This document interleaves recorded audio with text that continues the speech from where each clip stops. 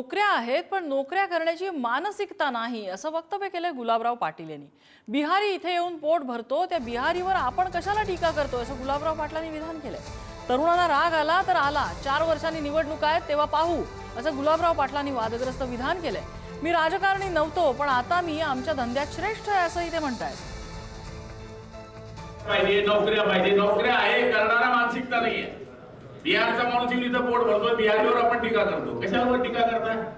तुमच्या मराठी माणसाला बीकॉम झाला ना, शेतीचा ना, वावराचा ना, घरचा ना, शेतीत नोकरीचा, नोकरी नाही तर छोकरी नाही, ही प्रॉब्लेम आहे। आणि वरतून म्हणायचं की काम नाही, काम आहे। कोण म्हणतं काम नाही? कोण म्हणतं काम नाही? काम आहे, करण्याची मानसिकता नाही।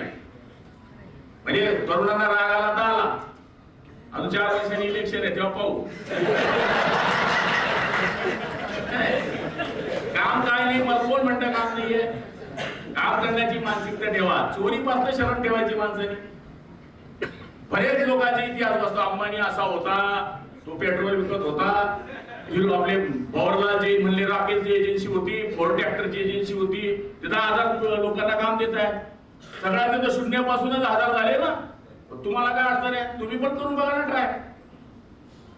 मी काय राजकारणी होतो का? आमच्या धंद्यात पण आम्ही श्रेष्ठ आहे। आपण धंदा करावा लागेल ना बाबा। सांगायचा अर्थ असा आहे की प्रत्येक गोष्टीमध्ये आपलं नैपुण्य दाखवण्याची गरज आहे।